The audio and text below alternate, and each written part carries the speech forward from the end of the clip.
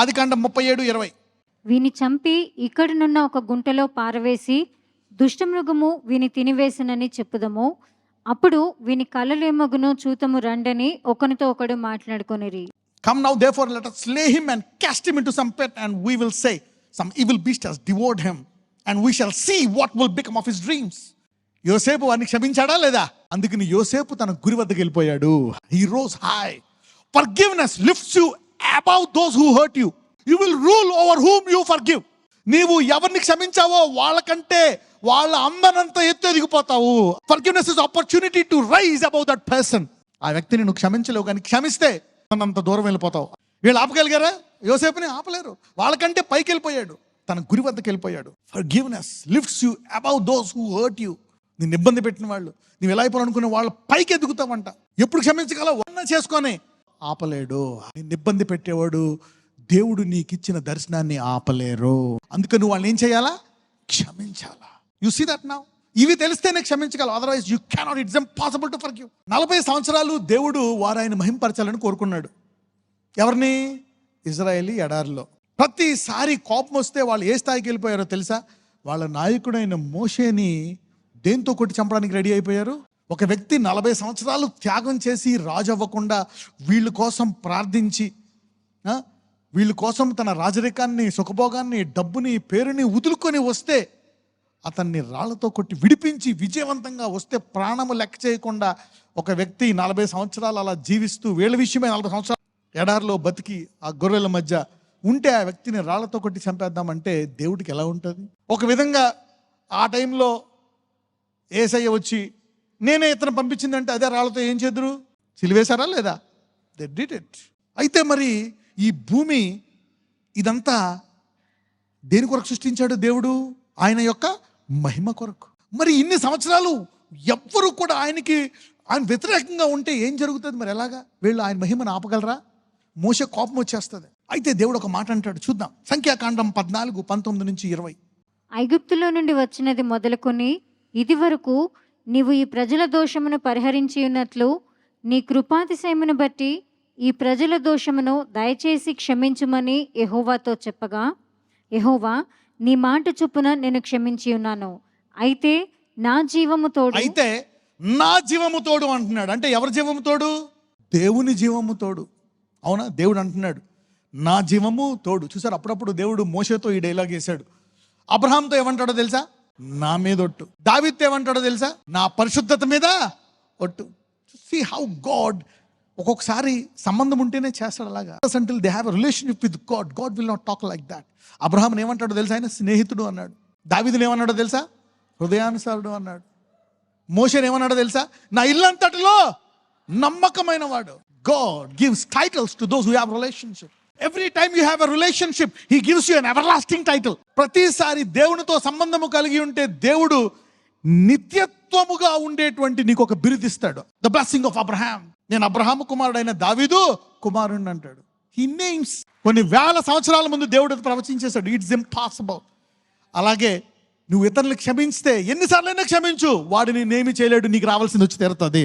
He puts him in their glorious family and give them an everlasting glory which cannot be tampered, neither be hindered nor diminished. అయితే మోషే అందరూ నీ మహిమ కొరకు చేశాం, ఇదిగో హోరేబు కొండకి, ఆ కొండలకి వెళ్ళి సియోను కొండకి అక్కడ అందరూ స్తుతించాలి, నువ్వు వెళ్ళి చేసింది వర్షిప్ కోసం. We will worship him, we will worship. అందరూ నేను వర్షిప్ చేయాలా, నిన్ను ఆరాధించాలా. అందుకోసమే అందరూ అంటారు, కొంతమంది మందిరం కట్టడానికి, కొంతమంది వర్షిప్కి.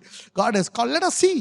దేవుడు చెప్తున్నాడు నా జీవము తోడు భూమి అంతయు యెహోవా మహిమతో నిండుకొని. ఈ 40-30 లక్షల మంది నన్ను ఆరాధించకపోయినా నాకు అనవసరం.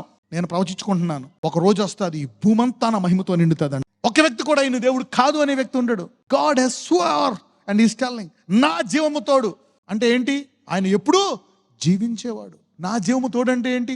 ఒకవేళ ఈ భూమి మహిమతో నిండకపోతే నాలో జీవము ఉంది, కానీ నాలో జీవము యుగయుగములు ఉంటుంది కనుక ఒక రోజు వస్తుంది ఈ భూమంతా నా మహిమతో నిండుకుంటుంది. Every knee shall bow, every tongue shall confess. What is this? This is the faith of God. Somebody is tapping into his faith. If you know his word, you will tap into his faith. ఆయన అంటాడు నా విశ్వాసంలోకి మీరు ప్రవేశించాలంటే మీరు ఈ వాక్యాన్ని చదివి వినండి. అందుకే మీరు అందరూ ఈరోజు ఇక్కడ ఉన్నారు, ఈ వాక్యం వింటున్నారు, చాలామంది ఆన్లైన్లో వింటున్నారు. Because of the faith you are tapping into his faith. Talk to your neighbour and say congratulation that you are tapping into his faith. పక్కన వాళ్ళకి చెప్పండి, దేవుని విశ్వాసంలో నువ్వు కూడా ఈ వాక్యము ద్వారా పాలిభాగస్తుడు అవుతున్నావు అని చెప్పండి. You are partaking of his faith because he prophesied himself. ఆయన అంతటా ఆయనే ప్రవచించుకున్నాడు ఈ భూమి మీద. ఇదంతా ఈ 40 లక్షల మంది, ఈ 40 ఏళ్ళు నన్ను ఒక్కళ్ళ మహింపరచకపోయినా నేను చెప్తున్నా, కానీ నేను వీళ్ళు ఎన్నుకుంది ఎందుకు? భూలోకమంతా వీళ్ళ ద్వారా. You are the light of the world, Christ in you the hope. అంటే ఈ భూలోకానికి నీ ద్వారా మహిమ రావాలా. అయితే నా జీవము తోడు భూమి అంతయు యెహోవా మహిమతో నిండుకుంటుందంట. God is prophesied himself. కాబట్టి నువ్వు మహింపరచకపోయినా నువ్వేమన్నా రివర్స్గా చేయగలవా? You cannot. భూమి అంతా నిండుకోవాల్సిందే. God has prophesied it 4,000 years ago, growing into the image of God. 2 కొరింథీయులు 2:6-10. అటివానికి మీలో ఎక్కువ మంది వలన కలిగిన ఈ శిక్షయే చాలును.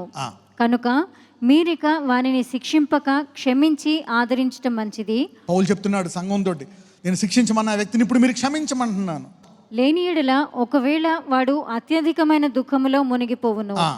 కావున వాని యెడల మీ ప్రేమను స్థిరపరచవలనని మిమ్మల్ని బతిమాలుకొనుచున్నాను. వాని యెడల మీ ప్రేమను స్థిరపరచాలంట. అంటే మీ ప్రేమ వాడు పొందుకోవాలంటే నువ్వేం చేయాలి? అతన్ని క్షమించాలి. మీరు అన్ని విషయములందు విధేయులై ఉన్నారేమో అని మీ యోగ్యత తెలుసుకొనుటకే కదా పూర్వము రాసి తిని. చూడండి, అంటే మీరు అన్ని విషయములందు ఏమై ఉండాలంట? అలాగే పౌలు చెప్తున్నాడు, ఆత్మవానికి మీరు అన్ని విషయముల్లో విధేయులై ఉన్నారేమో అని యోగ్యత. So God wants you to enjoy the list. Somebody is rejoicing in the spirit realm to become the image of Christ. ఇలా చేయడం వల్ల, ఎన్నిట్లో విధేయులు అవడం వల్ల మనం క్రీస్తు రూపంలోకి ఎదుగుతామంట. మీరు అన్ని విషయములందు విధేయులై ఉన్నారేమో అని మీ యోగ్యత తెలుసుకున్నట్టుకే కదా. సో పౌలు రాస్తున్నాడంట అన్ని విషయాలే. Come on, develop in this area. అందరూ చెప్పండి, ప్రభువా ఎన్ని విషయాల్లో నేర్పిస్తే అన్ని విషయాల్లో నేను నేర్చుకుంటాను నాయన. దేవుడు సామర్థ్యం ఇచ్చి నేర్చుకోమన్నాడు, ఇవ్వకుండా నేర్చుకోమన్నాడా? ఇచ్చి నేర్చుకోమన్నాడు. He gave you that ability. లూకా 6:35-36. మీరైతే ఎట్టివారిని గూర్చి అయినను నిరాశ చేసుకొనక మీ శత్రువులను ప్రేమించుడి, మేలు చేయుడి, అప్పు ఇయ్యుడి. ఆగండి, ఎవరికంట ఇది? ఎట్టివారిని గూర్చి అయినను నిరాశ చేసుకొనక. మీరైతే ఎట్టివారిని గూర్చి అయినను నిరాశ చేసుకొనక మీ శత్రువులను ఏం చేయాలంట? ప్రేమించుడి, మేలు చేయుడి, అప్పు ఇయ్యుడి, అప్పుడు మీ ఫలము గొప్పదై ఉండును. That's how you go from glory to glory. ఎంతమంది మహిమ నుంచి మహిమకి వెళ్దాం అనుకుంటున్నారు?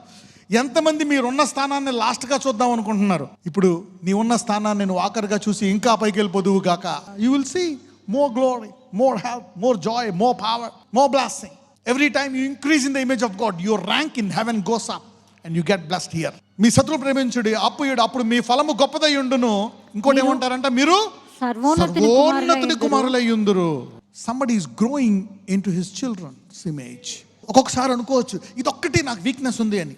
Come on, every time you show mercy, God will lift you up. God is lifting somebody today. నువ్వు ఇతరులకు క్షమించితే ఎన్నిసార్లైనా క్షమించు, వాడిని నేమి చేయలేడు, నీకు రావాల్సింది వచ్చి తీరుతుంది. నా జరేడనే ఇదిగో ప్రవ్వా, మాలో ఈ క్షమించరాని హృదయం, ఈ ద్వేషం, వాళ్ళ గాయపరిచిన గాయం, వాళ్ళ చేసిన మోసం, నేను నా కుటుంబము చాలా హింసించబడ్డాము నాయన. యోసేపు జీవితం అయితే చెరసాలలోకి వెళ్ళి, బానిసత్వంలోకి వెళ్ళి, నానా నిందలు పడి వేదన పడ్డా. యోసేపు తుదకు గురి వద్దకే వెళ్ళాడు. నేను నీ గురి వద్దకే వెళ్తాను గనక నాయన ఇదిగో ఈ క్షమించలేని హృదయము వేళ్లతో బయటికి పొమ్మని ఆజ్ఞాపిస్తున్నాను. ఈ క్షమించే హృదయాన్ని నాకు దాయిచ్చా. ఇందులో నా విశ్వాసాన్ని పెంచమని నజరేయుడైన యేసునామమున ప్రార్థిస్తున్నాము తండ్రి, ఆమేన్.